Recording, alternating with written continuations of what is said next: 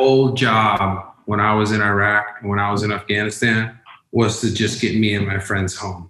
That was all I was thinking about. I wasn't thinking about some greater mission. I wasn't thinking about some weapons of mass destruction. I wasn't thinking about, even really, unfortunately, I wasn't thinking about the people of those countries who suffered immensely, very undeservedly. I was just thinking about trying to get home with my body intact and alive, and trying to do the same thing for my buddies. So that's what got me out of bed in the morning and trying to just get home.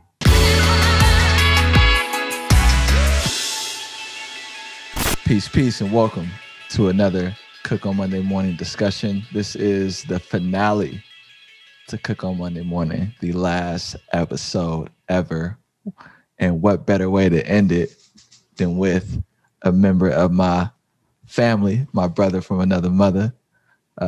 This beautiful gentleman has such an incredible story, self-made, family man, one of the most courageous and intelligent people I've had the opportunity to meet. He's an Iraqi veteran. He is a real estate developer. He is a Native American. He is so much more than that. And I'm going to let him tell more of his story. Mr. Lucas Eastwood is the founder and principal manager of Eastwood Development based in the Mission District. And he does a wide array of, philanthropic, environmental things, etc. So I'm excited that I'm ending Cook on Monday Morning with this fine gentleman, and it's an honor to have him. Lucas Eastwood, what's up, beloved? It's an honor to be here, my friend, and I'm flattered and humbled by your gracious introduction. Yeah, I didn't want to give any spoil. I gave some spoiled alerts, but it's so much of your story that I want to get into, and it's so many different places we can start. But we're now in December. We're a few days before Christmas, and you just ran a business during the pandemic. Yeah. It was a little touch and go there for a little while. It was a very, very scary experience, and still is, as a business owner that relies on cash and the market and investors and things like that. It was and loans from banks and all that stuff, kind of hit the brakes for a little while there. So it was very scary. A lot of my business is really based on personal relationships, and a lot of people have come to know me as somebody who's trustworthy and who they can count on, and people have been willing to bet on me over and over. Without those relationships, without those connections, without that sort of like reputation, I don't know how well I would have survived this, frankly. So, and that goes everybody from like clients, bankers, investors, employees, like everybody, really helped to pull the rope in the same direction and get us stabilized during this. I won't say we're through it, but we're definitely stable. Yeah, that's an interesting thing too, because you spend a career building that, and then it gets tested at a time like this, and you never really know the strength of it until it seems like the sky is on fire. There's no end in sight. The sky literally turned orange this year. I was out of town that day, but I saw many photos of that. Yeah.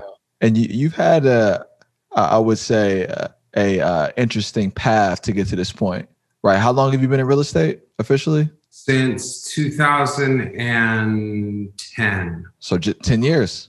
Yeah. Drop a dime on them. Exactly. Yeah. Yeah. Let's go back to that beginning story for real estate. Then we're going to go further back into your upbringing. But how did it start? Yeah, I was a contractor from 2007 to 2010. Still am a contractor, but I was basically just I was hustling for work, 2007, 2008, 2009, just trying to make ends meet, just like swapping out water heaters over the weekend, or like, replacing rotten deck boards, or building IKEA furniture, just really just super scrappy, by myself, doing everything I could, to make a living, and without really wanting to work for somebody else. And So that took a lot of hustle that I'm not sure I have in me anymore, in that sense. But I was really fortunate that, I had, it was really two relationships that started what has now, become like, a much larger, more successful, more sophisticated business. But it was really these two relationships. So one, I had a friend who was buying foreclosure properties off the courthouse steps, and he bought a house on Lake Street, and he offered to sell it to me at X price. And I thought, well, if I can buy it for that price and put in, X amount of money, yeah, there's probably some money to be made here, you know. But I didn't really have any money. I had, about $50,000 to my name, and it had taken me 5 years to save that. I was also, at the same time, I was doing a remodel for some clients. Not even a remodel, just a kind of a smaller project where I was replacing some windows and some siding for these folks, out on 17th Ave. And yeah, they're very like humble, gracious couple, and we had just started to kind of BS and chat about real estate here and there. They were interested, and I was always interested in real estate. I don't know why. I just was, and they said, if you ever find anything, let us know. And so I said, oh well, I happen to have found something, and it's this deal that my friend will sell to us,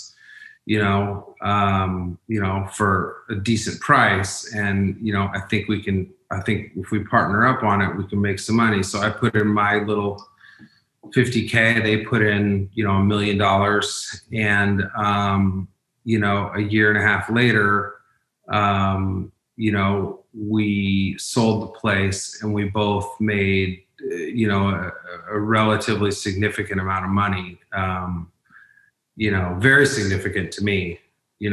I'd basically taken that 50,000 and turned it into, 300,000. And so I was like, okay, this is what I want to do. It's a lot more lucrative than building IKEA furniture on the weekends. So that was the first project that I did. That was out on Lake Street. And it took about a year and a half to do. And by that time, before that deal was even sold, I had basically found another property and another, willing investor, and started my second project at that time. So I'd already started to sort of scale up before it had even shown success. Mm-hmm. But that's really my first project. There was things about that, because you told me the story before, that I wanted to tease out related to, your beginning, because you told me the story about fix people's furniture and meeting this couple. And it sounds very organic. Like, I happen to know this person, I happen to be working on this thing. And you also said, I wanted to get into real estate. I didn't know why I was always into it. Often people talk about, you got to have a plan. You got to have like the objectives. You got to have these targets. And would you say that is true? Do you think having that would have helped you? Like, how? And also, did you imagine it would turn into what it's turned into? That's a lot of questions, but start wherever you like. Well, first of all, I'll answer the last one first. I never imagined that it would turn into what it's turned into. Never. until I'm literally sitting right here, looking at it going, geez, like this is incredible. Um, I would say in terms of planning, I've always been a guy that's really been lucky when it comes to timing in some ways. So I feel like, timing and intuition has always really played in my favor. And sort of that was the case here, right? Um, where I think I should have done some planning, or I wish I could go back and do some planning, was in terms of growth, right? Like making a plan for growth. Like that first project, like it wasn't easy, but it was simple. It was like one project, one investor, one objective, and yeah, I needed to have a staff to do it. And, I already had a small staff at that time. I had a lot of time, so anytime something came up, I was able to just problem solve it personally because I was available. But I didn't really plan on, yeah, I wish I'd done some more planning around the growth. Mm-hmm. That could have definitely used some sitting down and, talking to other business professionals, talking to other real estate developers, and figuring out the path for the future. Do you and is that more so about I could have done more if I talked to people, or is it like a hindsight thing, or did you make mistakes that lost you money because you didn't plan? Like where does that come from? Yeah, I think I made mistakes, and I think I'm still making them, like I think that's part of the deal, but I probably would have made less mistakes had I sort of foreshadowed things a bit better. Like what? What's an example? Management of my company, right? So like if I'm going to be out there dealing with investors and finding real estate opportunities and dealing with the various departments that one has to deal with in San Francisco to get anything built, that alone in itself could be a full-time job. But I also have to run a construction company and have to make sure payroll's covered every week, and we have the right kind of cash flow, and we have the right kind of insurance, and we have the right kind of structure,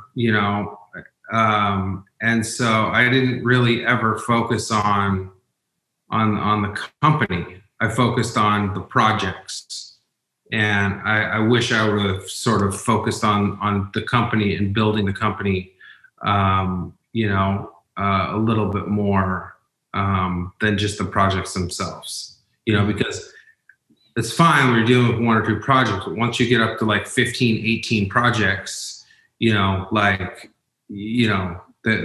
got to be a lot of structure in place in order to continue to be successful. So, so that's sort of the phase I'm in now, where I'm really trying to plan for the future and put ourselves in a position to be successful as an organization overall, as a general contractor, as a real estate developer. So that's what I do spend a little more time focusing on these days. I want to ask, so how many projects do you have now that I want to go? Because I mentioned you being a veteran, and I wanted to go from like this project thing to like the mission, which I'm sure was like a thing you had to do when you were in the service. So, but before we go back to that place, how many existing projects do you have, either like under construction or for sale, or roughly? Yeah, probably 15, I would say, is about right. Maybe a couple more, a couple less, but I think it's hovering right around 15. And over the course of the last 10 years, how many projects have you completed? Probably 30. The focus on the project, focus on the mission. I just made that connection. I don't know if it actually makes sense at all. Why did you join the military? Well, I mean, this is opening up a completely different can of worms, but I grew up on an Indian reservation up in Eastern Oregon, and I grew up like super poor, like you know, struggling to eat sometimes, like really poor. My family was. It was me, my youngest brother, and my dad. Um, and yeah, we just didn't have nothing for a long time. And I played sports. I played basketball and football. And I was a good athlete, but not really good enough, and not in sort of the right sort of marketplace to be recruited to go to college or anything like that. So outside of like playing my way into a college, college really wasn't even a thing that was on my radar. So the military was sort of like the next option, because I didn't want to like live out my life on that reservation. I didn't want to at 18, 19 years old, just get like a job at the local casino, or and sort of settle down and just kind of go with that. Like I always wanted more, and I didn't like being poor. Like I really didn't like being poor, and I knew I wanted at some point to like make money. And so the Army was like, gave me an opportunity to get like a guaranteed check every 2 weeks. The opportunity to excel, the opportunity to get promoted, the opportunity to make more money, the opportunity to put together savings for college, if I wanted to go to college. So I guess I joined because I didn't have a lot of other options. But also I like playing sports. I like being physical. I like fitness, all that stuff. So it seemed like I was going to fit pretty well in, and it wasn't going to be something that was like particularly challenging to me. But I joined on September 4th, 2001. I was going to ask you about September 11th next. All right. So before we do, thank you for your service. And I always thank all the people that served. You talked about maybe like the lack of resources, lack of options, some about your family circumstance. What Indian tribe are you? Native American tribe are you? Well, I'm from the Umatilla Indian Reservation, and that's three different tribes. That's Umatilla, Cayuse, and Walla Walla. And I have mostly Cayuse blood, but it's kind of a mix. And hopefully we can talk a little bit more about that tradition and what life is like there to paint a better picture. But sure. When we're both much older now, right? It sounds like you were kind of near your senior year in high school around September 11th. What was if you can walk us back to like that 18-year-old Lucas thinking about the military or like going to the recruiting office, was it like mostly excitement? Was it like desperation? Was it like what was the initial conversation like with the person at the office? Do you remember that? I actually met my Army recruiter playing basketball at the Y. And like I got to know this dude, and we just became friends. And I didn't even know he was a recruiter at the time. I think hanging out with him, and like I got to know him pretty well. And he didn't really try to recruit me. We had a pretty legitimate like friendship that I don't really think he was trying to recruit me at all. Maybe he was. Yeah, I just like once I got to know him and I started to learn about the options that were available, and I was the one asking him questions, yeah, I think I felt excited. I think I felt like, and I've always been kind of like that. I don't think I've like, even if I have to do something out of desperation, like once I decide to do it, like I'm in, like I'm all in. So, no, I don't think there was any like desperation or really even any fear. It was just like, okay, cool. Like this is what we're doing. Mm-hmm. Mm-hmm. So no, I think it was like a pretty fun time in my life, and like I felt like I had something to look forward to. Yeah. So there's like there's some hope in the option, and it's September 4th, 2001. And then like the world changes in what, 7 days? Yeah, and I told you timing has always been like kind of my thing, you know. That's a good thing to have, or not, or so. About that. So you sign the papers. Like, what do you have an expected departure day? Like, what's the plan on September 4th? I like swore in. Okay. And then I got on a bus, you know, and like left for, you know, the first phase of basically like which is a 3-week phase called total control. And basically what they do is they cut you off from your family, news media, television.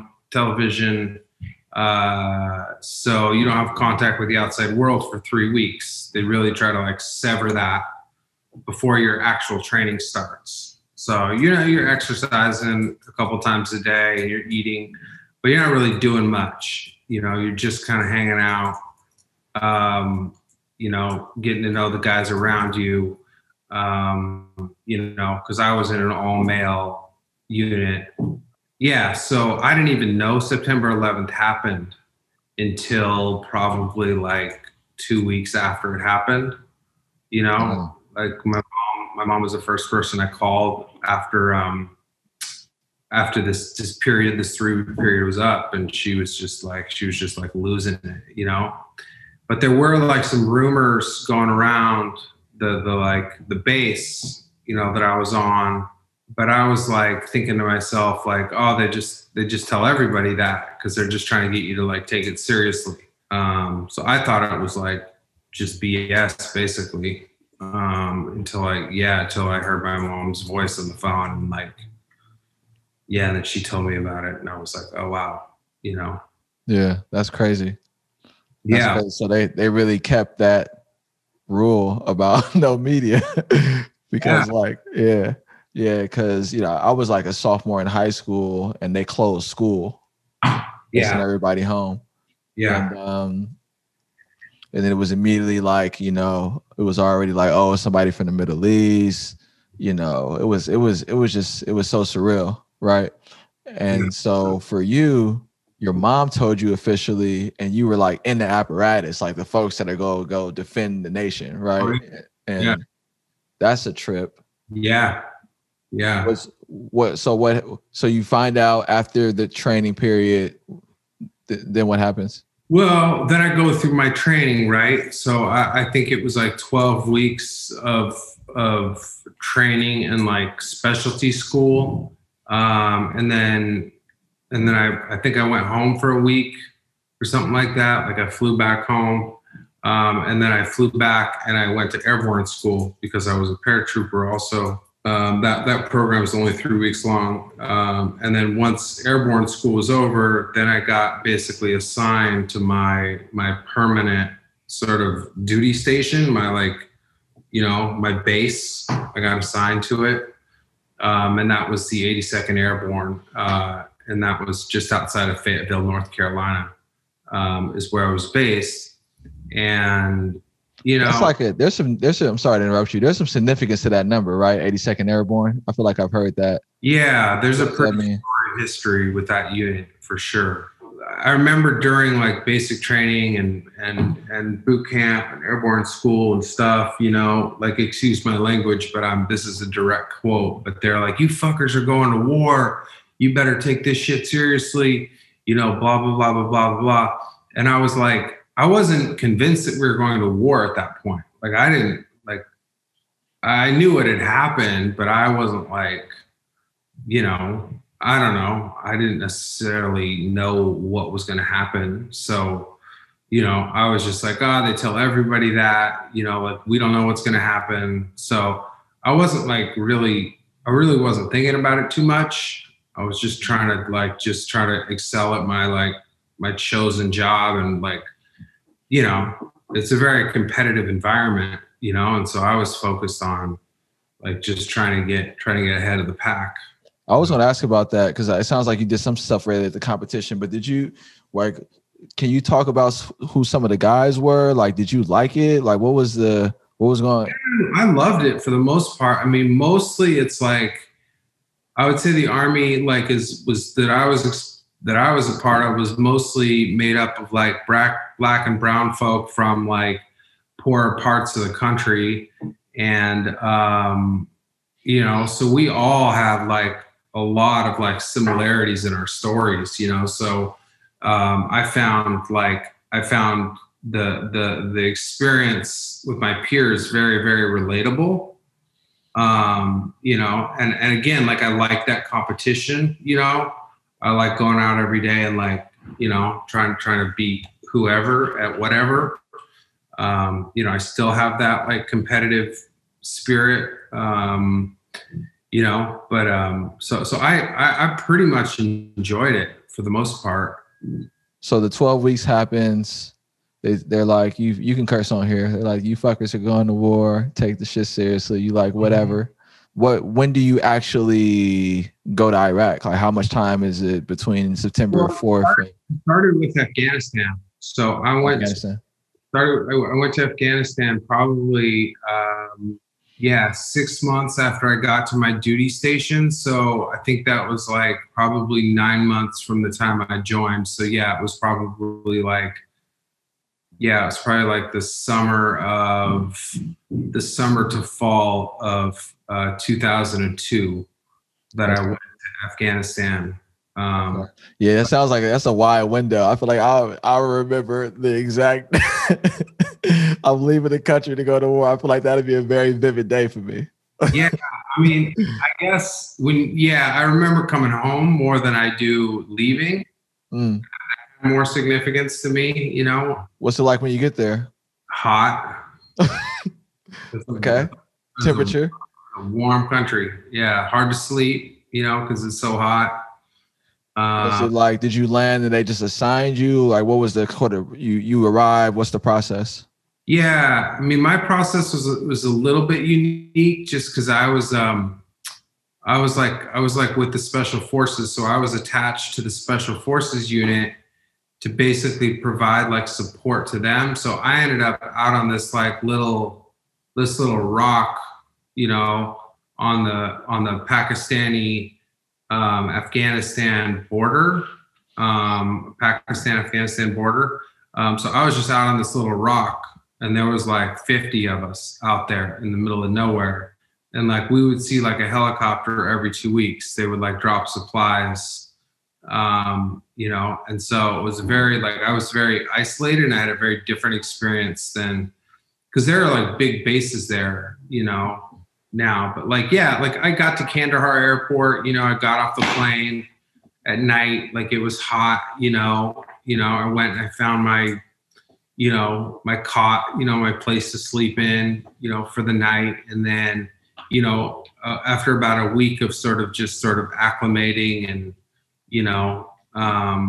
being taught sort of like the protocol of how much water you're supposed to drink, how you're supposed to like load your rifle, and blah blah blah blah blah, because we're in like a different climate and a different environment.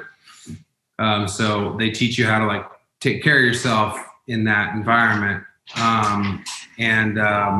So after that initial process, then they sent me to this fire base, which was out in the middle of nowhere. And, that was where that was the first time I like got shot at or I got attacked, that was the first time like I felt like my life was actually in danger. And it was, I have a picture where I'm holding up like a mortar shell that landed like right next to me, so we would get attacked from like the Pakistan side, because it's just these mountain ranges, right? There's no like natural border. And so they would attack us from the backside of this mountain range with mortars, and they would shoot them over and try to hit our base. And you could hear them, like you could literally hear them going. You could hear them in the air after they fire them. So you can hear the explosion when they fire them, and then you can like hear them through the air, but it doesn't really tell you where they are. You just know they're over your head. So you just like try to find cover, and then like you can tell when they hit the ground and like explode, and you can tell how close they are or how far they are to you. So that was like, yeah, it got really real then, you know. And I would spend like my nights up on like off the base, up on like a remote mountain, maybe in Pakistan, or like on the Afghanistan side. I would basically spend my night up there, like doing surveillance, and try to like see what was happening, you know. And then if there was like an attack on us, like we would call in like air support, you know. So we'd call in like a fighter jet to basically come in and like hit the target that was firing on us. So it wasn't like this, you know. It wasn't like Vietnam was, you know. It wasn't like this, like, you know, this like rifle to rifle, you know, combat. It was way more remote than that, but very, very unpredictable. And I think, like, if I could summarize the war, it's like 90% boredom and like 10% like sheer terror, you know. So like a lot of times you're like sitting around playing cards or like reading a book or like doing push-ups or like working out or whatever. So yeah, that was my experience there. How many tours did you do? So I just did two. I did one in Afghanistan, and then I did one in Iraq. For this initial run, you said like 90%, you know, boredom, 10% terror. Did you know like what you wanted to do afterwards at this point? Like, what was your future plans? How were you thinking about? Did you ever think you were going to die? I felt like it was in Iraq. I felt like it was even though I came closer to dying. Well, it's tough to say. I came close in both places, like to being basically blown up or hit with like a mortar shell. You know, and I got shot at a lot. Like our helicopters would get shot at and stuff, you know, and those rounds, sometimes they come through the floor or whatever. So, you know, I don't ever think I thought I was gonna die, but I definitely felt like it's a possibility. And like, you know, so I wrote a lot of letters and tried to like make sure that like my bases were covered with my family and whoever else in case I didn't come home. Right. I did feel like that was a possibility. Yeah, I asked that because I was just asking about the future, but I didn't want to like talk about future plans if you didn't really think you had much of a future. So yeah, I mean, I felt like I was going to come home, you know, but I wasn't sure. You know, I lost a couple like really close friends, and I saw a lot of death, particularly in Iraq. In fact, today, like I wear this memorial bracelet, like every December for a friend of mine that died in December, you know, and, you know, I could have been a part of that, but I wasn't that day. I wasn't on that truck that day. And so, you know, it's almost like a dumb luck kind of thing that I'm here, you know. It's just like my number wasn't called, you know, by the big guy upstairs. So, yeah, but I definitely saw it, and I knew it was possible for me to not come home. So in terms of future, yeah, I thought about the future, you know, but I didn't know if the future meant me staying in the military or getting out of the military, or, you know, I still didn't really have like a plan per se, you know.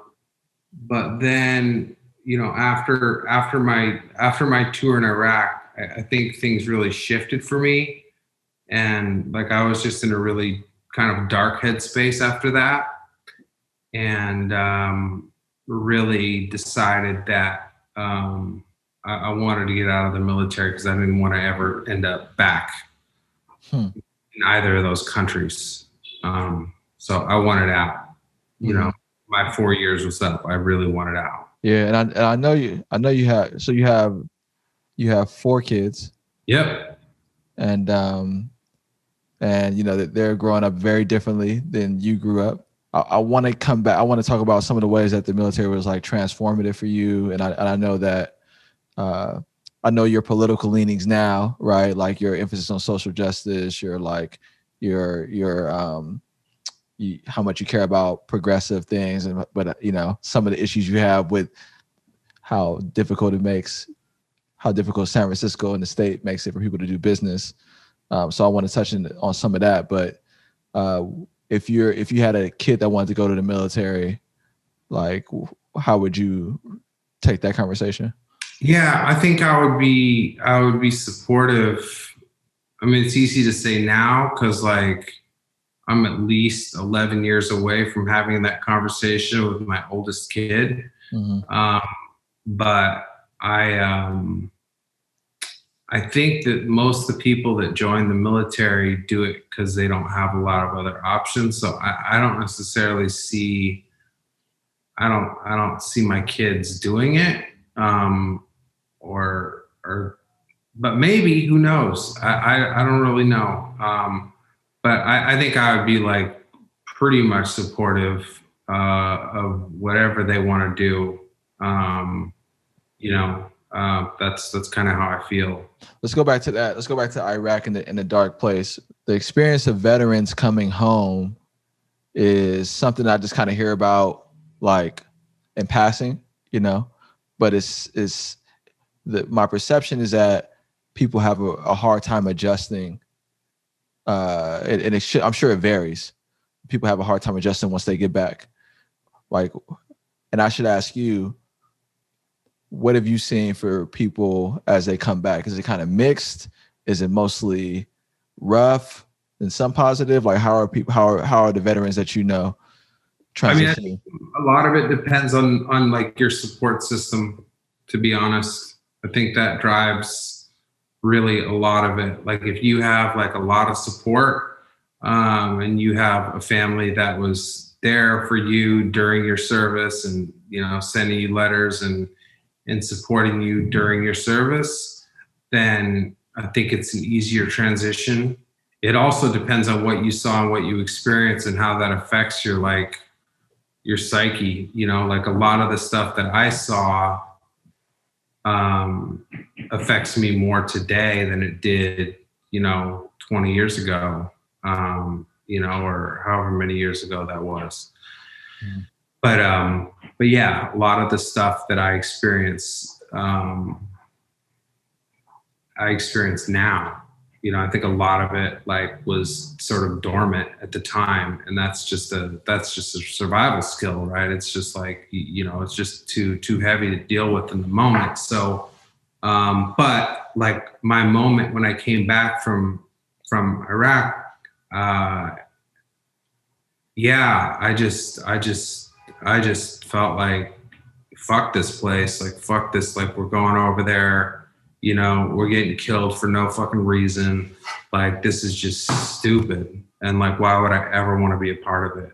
And so I joined like Veterans for Peace, Iraq Veterans Against War, like I joined these organizations, just really had this like 180, viewpoint. But I never was bought in. I never bought into the stuff that I was doing.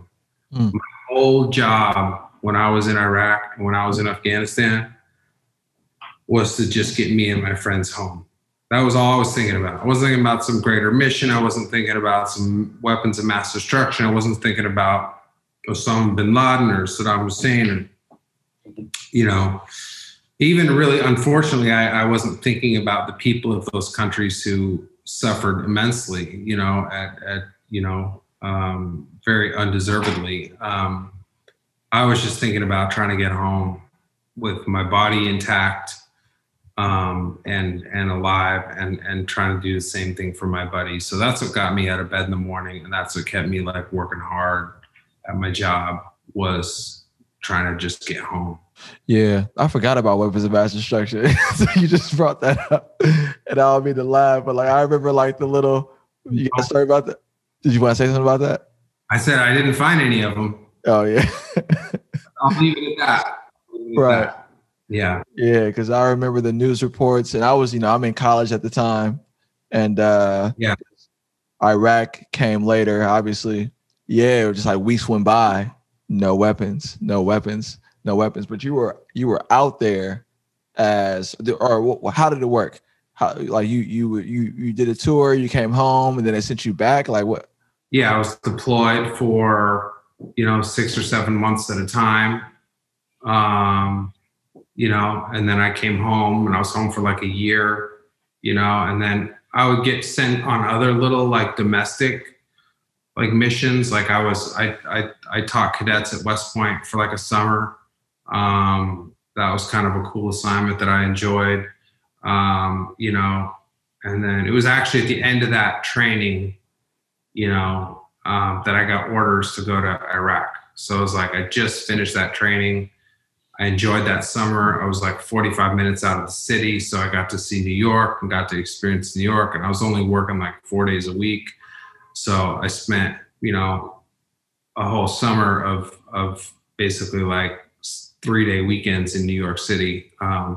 So that was cool. But then I would get basically orders, or like put you on notice that you're going to this country and you're assigned to this area and you're going to do this. I got those orders for Iraq on my birthday, actually. Mm-hmm.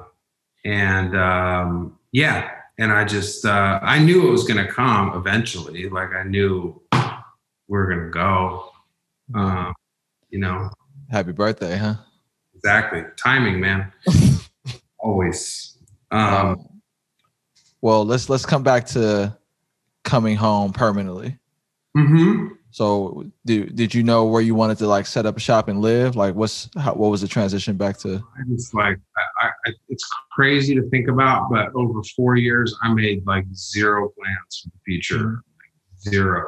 Right, but you're back, and so are you back in your hometown? Like what happens? I'm back, and I don't know what I'm gonna do. And I'm thinking, okay, well, like, let me go work like road construction, because that's what I did for like the summer before I left for the military. And it was like good pay. It was like, okay, you work these like 60-hour weeks, you get a lot of overtime. Like, it's a pretty good gig, and you only have to work like 6 months of the year, and then you get unemployment the other 6 months, so let me go do that, try to get on with this crew that I was on with before. So that was like one thought I had. Another thought I had was like, well, let me just go home back to the res and like see what's happening, get a job at the casino, and just go home and just be home. Like that was enough for me at that time, just to be home. Like that was a big enough plan, because of what I just spent 4 years doing. I felt like I needed a little breather. But then I called my uncle, my dad's oldest brother, who lived here in the city, and he was like a contractor at the time. And this is in 2005 when I got out, and he was like, why don't you come here, and like I got an extra room downstairs and you can stay there, and like, you can work for me, and spend some time in San Francisco and see if you like it or not. And so I went for option number 3 and did that. So I moved here in 2005. I'd never even been here before. I moved here. I don't really own anything. I had like a car and like, a duffel bag full of clothes. So it wasn't like a big move. I just had to drive out here, and I moved in with him.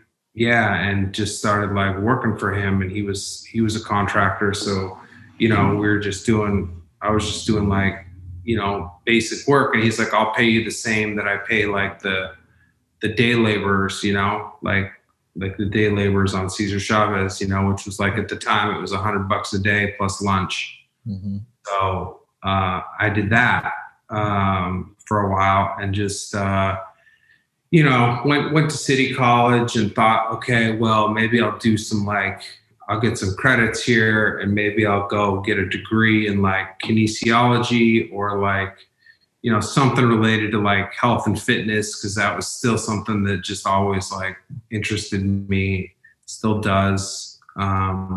Yeah, after about 2 years of that, I just was like, my heart wasn't in it. My heart wasn't in school. I never really did well in school. I always struggled with school. And so I just was like, all right, I'm going to give this like construction thing like my full attention. And so I went and got a contractor's license in 2007. You know, which is sort of where this story started in a way. Right. What was the city like in 2005 for you? Like coming here, you know, the neighborhoods. What was your initial impression of San Francisco? There was a lot more parking back then, for sure. But I loved where I lived. I lived on like 20th in Vermont, right at the top of Potrero Hill. I was just really lucky. I lived in this cool little apartment basically, and had this park across the street, and I just felt like I loved it. You know, I felt great about it, and you know, and there was still a lot of there's still a lot of crime, like in the Mission, Bernal Heights, you know, that area. A lot of gang violence still happening. I think. I mean, it was probably worse prior to 2005, but it was still happening in 2005, and I was like, oh, like this is like my first real exposure to anything like this, and I wasn't a part of it or a victim of anything. But I saw it, you know, I saw people get shot, you know, I heard it, you know, like because I lived in the Mission right after moving here. I after stayed on Potrero Hill for a little while, but then moved to the Mission and was like, yeah, you know, stuff was happening. You know, I lived on 24th in Florida. And you know, that Garfield Park, I think, where the swimming pool is, like that was definitely gang territory. So, you know, I knew that and stayed away from there, but it doesn't mean that, you know, it wasn't around. But I didn't care. You know, I come from a family of people with similar backgrounds, you know, people who've been to prison and people who spent their life committing crimes. So I wasn't ever like scared of it or put off by it or anything like that. You know, I knew people were just trying to survive. So yeah, I loved it for all of that, you know, for, you know, the beautiful architecture of the homes, for like, you know, the neighborhood that I lived in, I loved, you know, and yeah, just it felt a little more diverse, a little less sort of segregated than it does today as well. So it felt like a place where there was like just more like kind of like equality, you know, and it felt like a very progressive place, which was nice because I just spent like, you know, 4 years with a bunch of like gun-toting like Republicans, you know, trying to shoot somebody in Iraq, you know, and that was never me, and so I never really fit in. I could do the work, you know, but I never really fit in with that social group, you know. Yeah, that year for me, 2005. I was actually in San Francisco. I got suspended from college for a year. So I came back that entire year and I was working like in Nike Town. and Yeah. and so you had come that same year. You're kind of like getting settled, you know, working a job that was sort of presented to you. And then you decide you want to get this contractor's license. Was that in school? School sucks. You don't like school. Was the license process hard to get through? Did you make a decision to do it immediately? Like, how did that work? My uncle told me that he was gonna retire basically. Okay. And leave and move up like to the mountains. And I was like, well, like I could either like do this school thing full time, or I can do this construction thing full time, but like I'm not going to go try to get another job for somebody else. So him deciding to basically leave was motivation for me to go get my license and to really just like start to fully embrace the world of, contracting and construction. What's going on in your personal life right now? Like, are you dating? Are you going to movies all the time? Like, what's happening? No, man, not much. No, I've been married for 7 years, 8 years, something like that. We have 4 kids. We have a very, very like full household. Because we got 4 kids. Our nanny lives with us too, so we got her living with us, and we got 2 dogs. By the time I get home, we might have another pet. I don't know, but it's busy. So, it's very. Only met Kobe. Who's the other dog? He's a tiny dog. He's the nanny's dog. Oh, got it. Never met that dog. Kobe Bean Bryant is the more sociable one that you'll meet when you come over. Okay. Yeah, the other one he's kind of like an old man. He weighs like 6 pounds, and he just like stays in his room. He doesn't really do much. Got it. But it's another mouth to feed. It's another heartbeat. So it's a full house. I mean, it's never quiet. It's never. I don't think I could work from home. I have like a private office. Luckily, I couldn't work from home because it's just so busy there. All the time. And my youngest is 8 months. So I mean, everybody's working hard at home to just try to keep things going. And with the kids being out of school, it's been really, really stressful. Trying to find stuff for them to do during the day. Mm-hmm. But yeah, man, my life is pretty simple. I just had knee surgery about 7 weeks ago, so I'm just now able to start working out again. So basically, I come to the office, I work out, I go home, and spend time with the family, and then sort of rinse and repeat. Yeah, but there's a lot that you just brought up that's like very different. So, because I know the gains you've made in your life aren't lost on you, and you often talk about how much you appreciate the place that you've been to. You talked about like a private office, right? A nanny, like a full house. How does that compare to, how old is your oldest son? How old is he? Your oldest is a boy. How old is he? 7. Your 7-year-old is your firstborn. What's your home look like at 7? How many people are in the house? Like I don't even know if we were like living in our home. We might have been living with my grandparents or something. Yeah, it was pretty unstable. 4, 5, 6, 7. It was pretty unstable till I was about like 10. So we were just like constantly moving and living with a bunch of different people. But I would say it was mostly just me and my middle brother, Nick. And we lived with my mom and stepdad. I don't remember ever feeling very settled during those years. Changed a lot. And so for your 7-year-old now, are there any lessons? It could be for all your kids, or like traditions, or things that you want to, instill that are either connected to your childhood or connected to life, or are there like things you really want them to know? Yeah, I mean, I think I want them to understand like the value of hard work. That's one thing I try to teach them.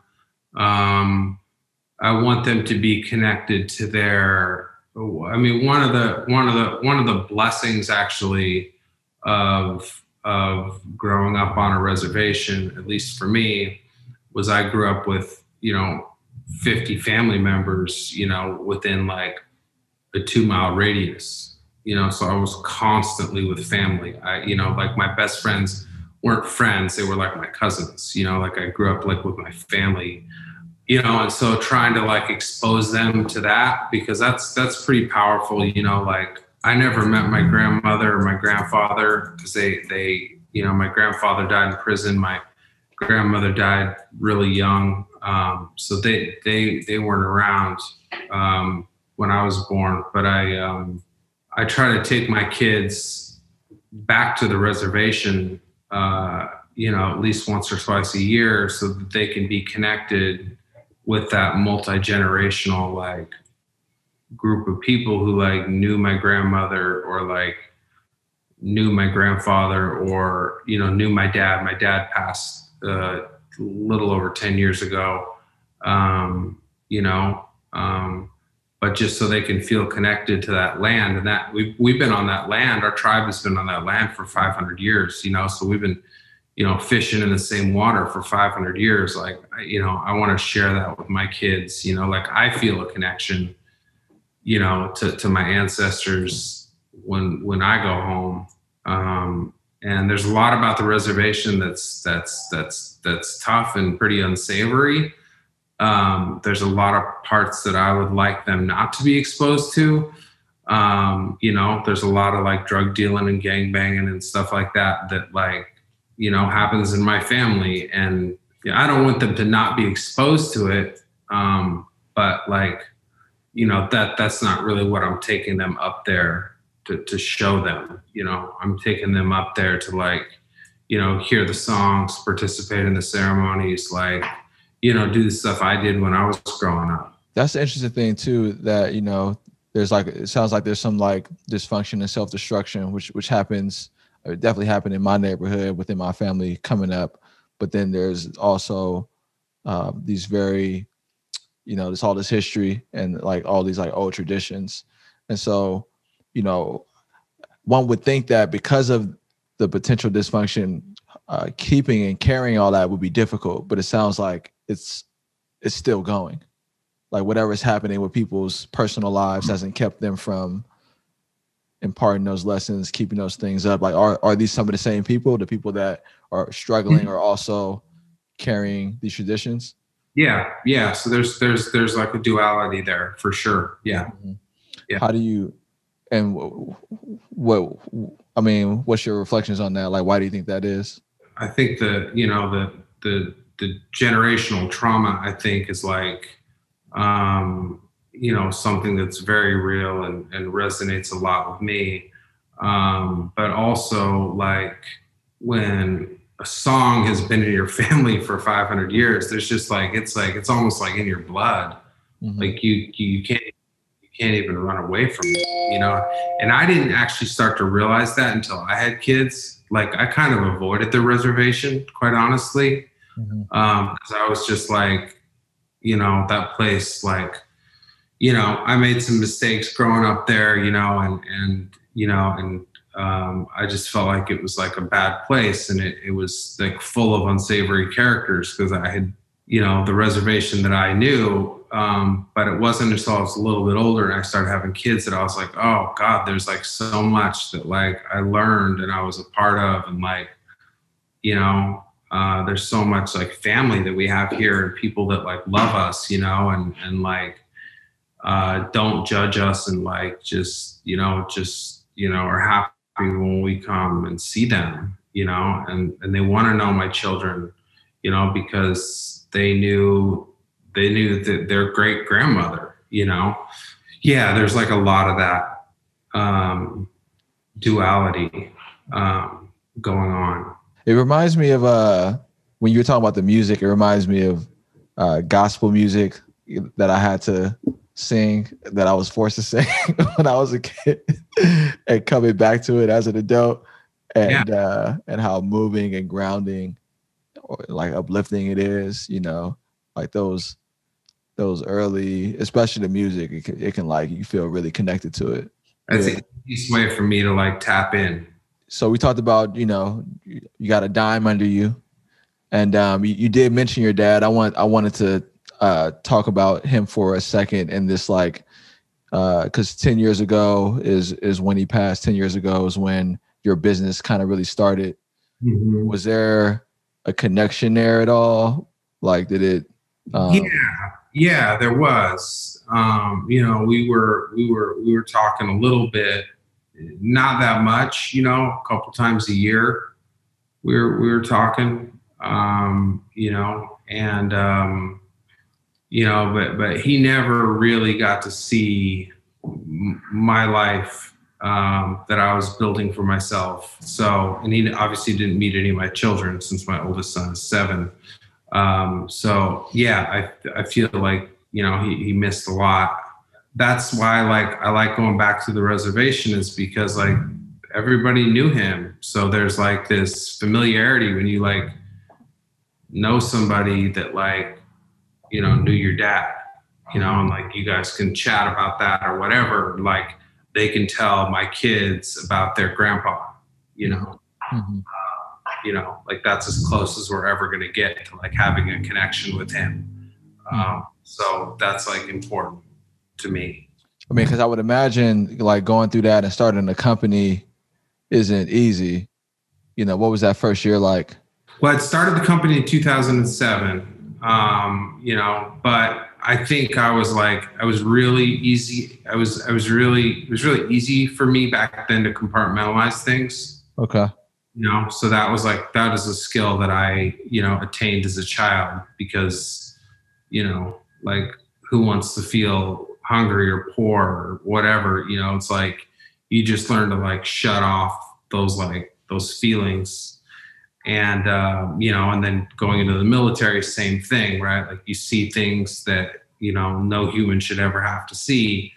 And so you just learn to like shut that part of your brain off. Mm-hmm. And I think with my father that year, it was the same thing. It was like, well, I was like, I got this other thing I need to focus on anyway. So I didn't even really start to process his death for like a couple of years after he actually passed. Like I went to the service and I was with my family, and I have 3 younger siblings. I have 2 younger brothers and a younger sister, and I tried to be there for them throughout the process, but they're not exactly the type of people to like reach out, yeah, it was just sort of this thing that happened, and it really didn't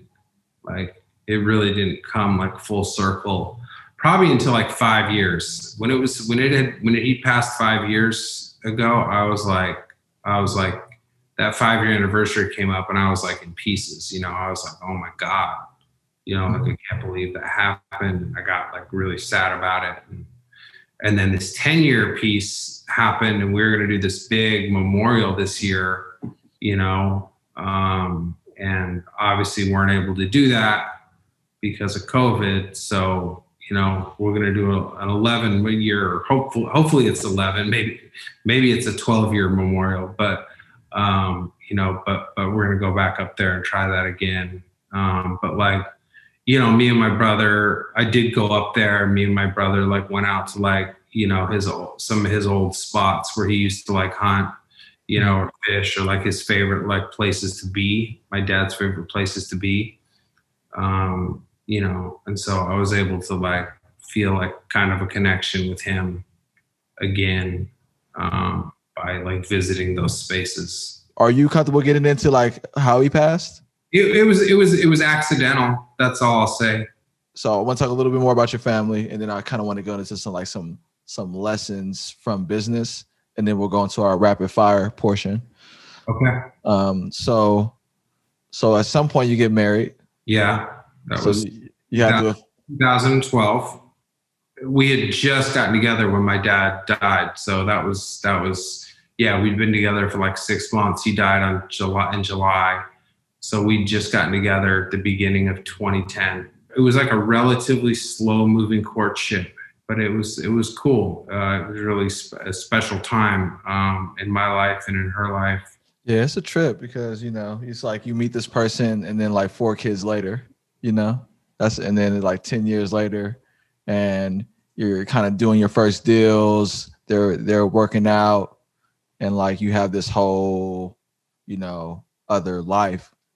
And there's this book that I'm reading called Awareness, and it talks about, a lot about like the self and people changing, right? And I want to get your perspective on this about like who you are now and who you were 10 years ago. and you're kind of like you might be at like another transition point. Like your life 10 years from now may be like very different. Do you feel like if you had to give yourself a percentage of how much of you is the same person that you were 10 years ago?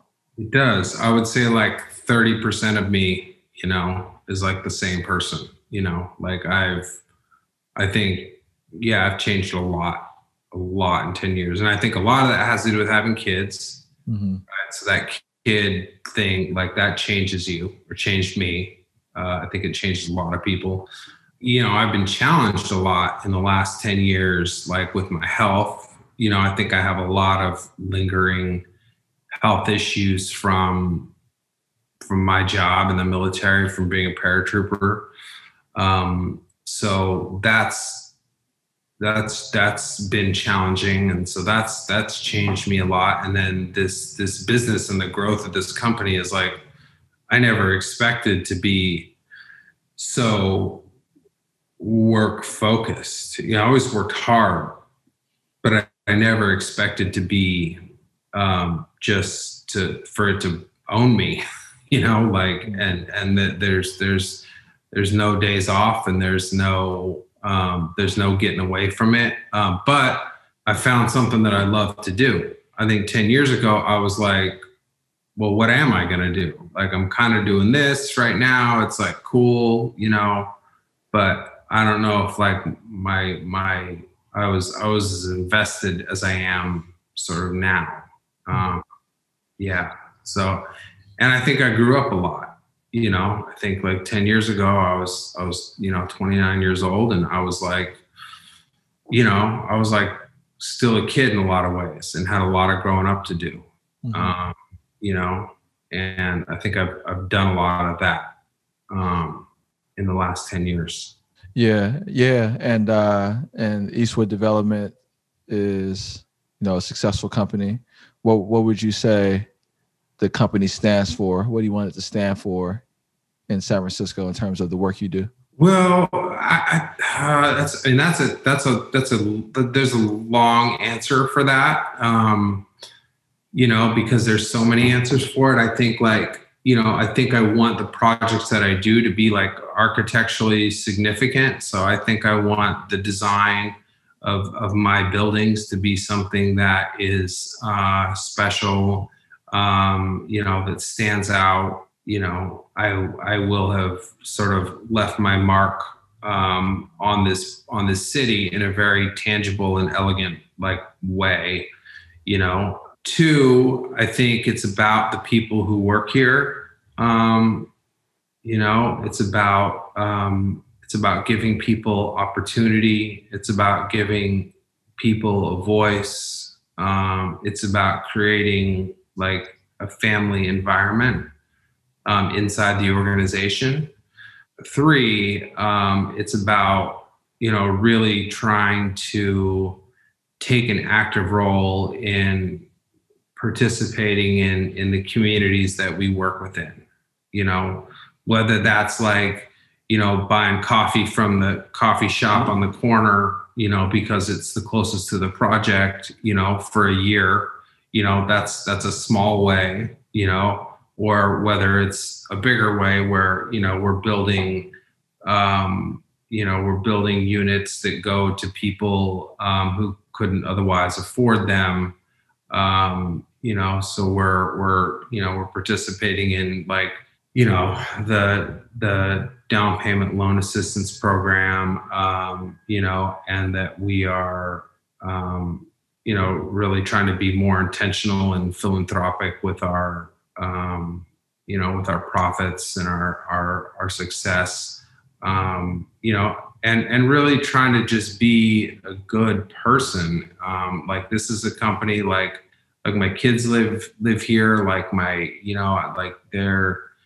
I want them to be able to like walk down the street. I don't want them to sort of like, have to worry when somebody brings up their dad because, he's a big bad developer. I want them to feel like this is a business that they can take part in, and it's done it the right way. it doesn't mean we're going to not make mistakes, but, that we do it the right way. And that's, from an environmental piece to, just a community and ethical piece. So, no, that's I think that's a good little summary. We'll show some pictures of the projects as we're talking, because they are elegant, they are beautiful design homes.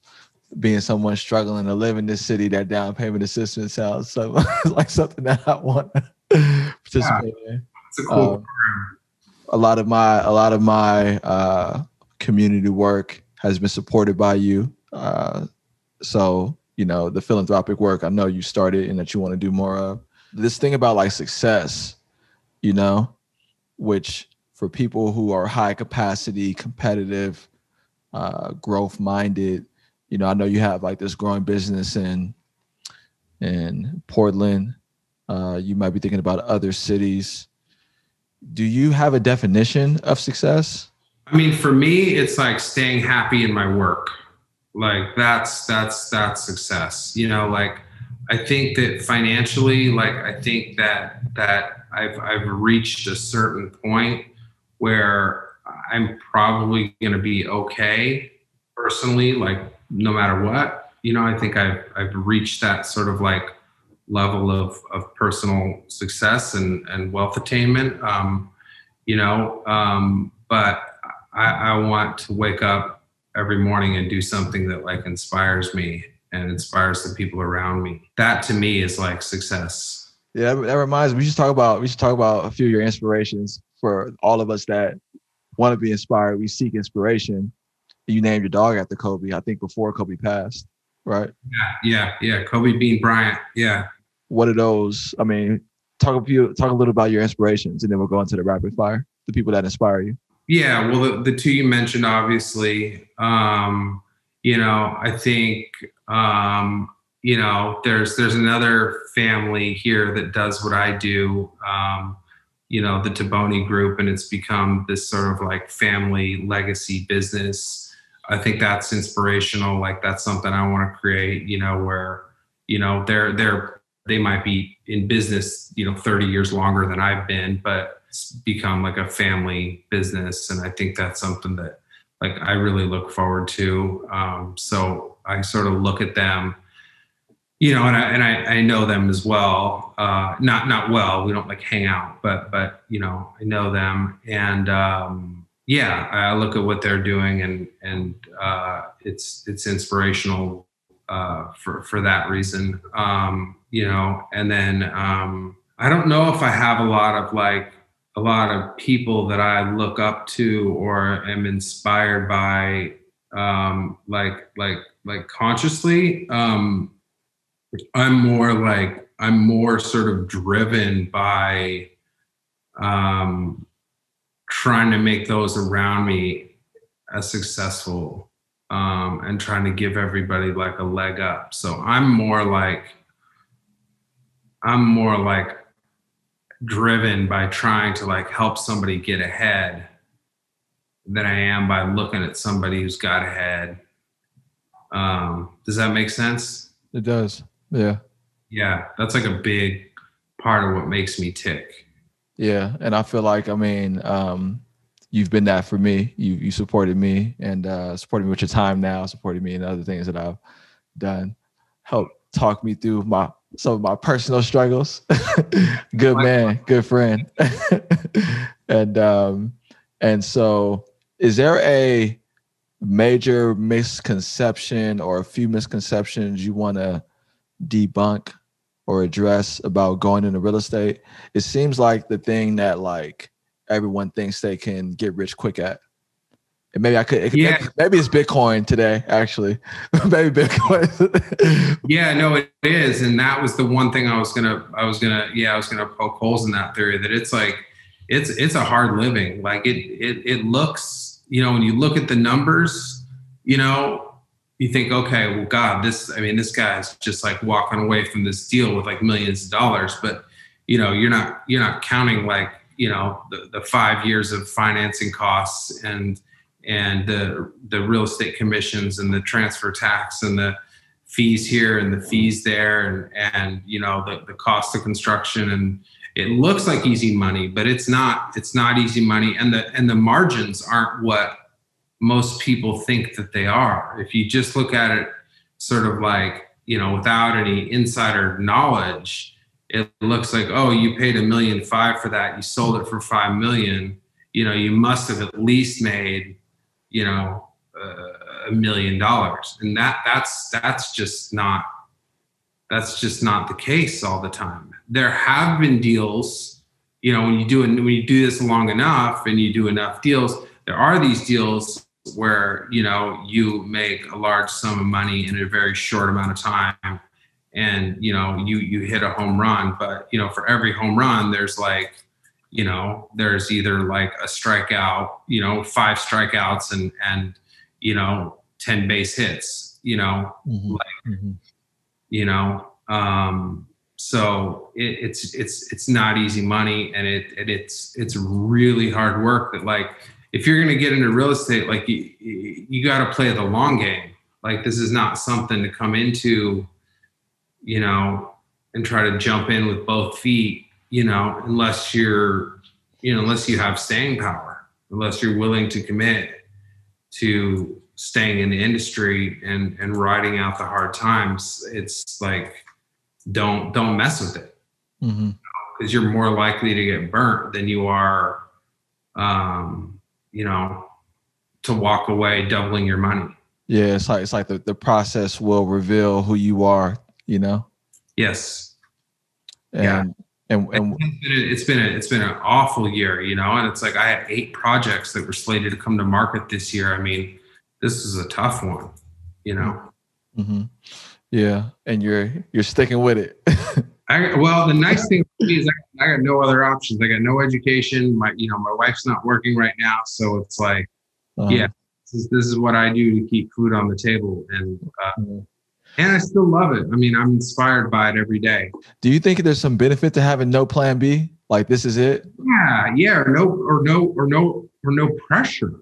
I didn't come from parents who were doctors or lawyers or engineers or something. So, like, nobody was trying to tell me I needed to be something, so that was beneficial to me, because I never had to ask. I just was like, all right, I'm just going to do this. So I never had any pressure from anybody to do anything, so I think I got to find something that I really wanted to do, that I took satisfaction from. And yes, I think, of course, there's a lot riding on my success, and not having a plan B is like, yeah, you wake up in the morning and, like, there's some hard stuff to deal with, and you just, like, you can't walk away from it. Like, you can't decide not to take that call today. You can't bail on it.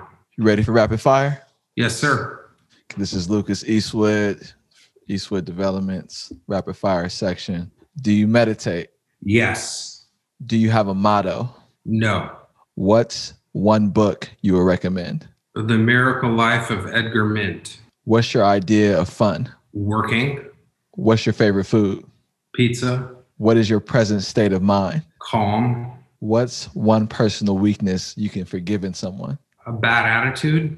Last and final question. Your house is on fire. All of the pets and family members are out of the house. What's 3 things you grab? I have this little box where I have, like, stuff, like, from my dad. I'd probably grab that box. I'd probably grab, like, my Nipsey t-shirt. And I'd grab my, like, 82nd Airborne hat. This was Cook on Monday Morning. This was Lucas Eastwood, Lucas Eastwood story. I appreciate you, homie. Thank you. Likewise. Thank you for having me. Peace, peace. And thank you for listening to another episode of Cook on Monday Morning. At Cook on Monday Morning, we are building lives that make us excited about Monday morning. We believe that if you can own Monday morning, you can own the week. If you can own the week, you can own the year. And if you change your year, you can change your life. Thank you again for listening.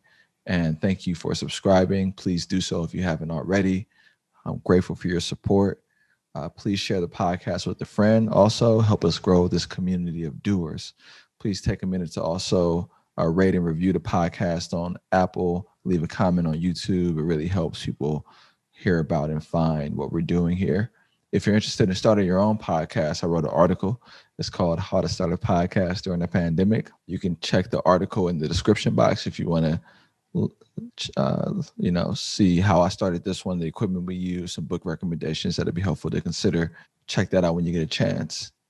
Cook on Monday Morning is a product of the Luther Harris Holding Company. We work in partnership to create solutions that drive impact. We build strategic partnerships between businesses and government. We recruit diversity talent into high impact roles, and we help companies drive impact in the places where they do business. If you'd like to learn more about that, feel free to email me, info@stevoncook.com. I'd like to thank the people that make our podcast possible. Our videographer, David Topete. Thank you, David. Our copy editors, Fernando Encico Marquez and Devin Sketchinger. Thank you both also. I get up every morning with the intention to create value and showcase my love to the people that keep our cities moving. You are our teachers, garbage collectors, school lunch workers, custodians, social workers, fire workers, police officers, EMT workers, bus drivers, and nurses. You are our employers, the people helping create jobs and keeping our economy growing. You are our gig workers, stocking our shelves, driving our ride shares, delivering our food. To all of you, this podcast is for you. You live in places like San Francisco, Oakland, Richmond, Antioch, San Mateo, Los Angeles, Dallas, Houston, New Orleans, Baton Rouge, Miami, Orlando, the Carolinas, Virginia Beach, Milwaukee, Kansas City, Cleveland, Detroit, Harlem, Brooklyn. Shout out to all of our listeners also on the continent and around the world, Nigeria, Ghana, Jamaica, Kenya, and Ethiopia. To all of you, this podcast is for you. This message is touching the world and will continue to do so because of you. Until we meet again. Peace, and we out.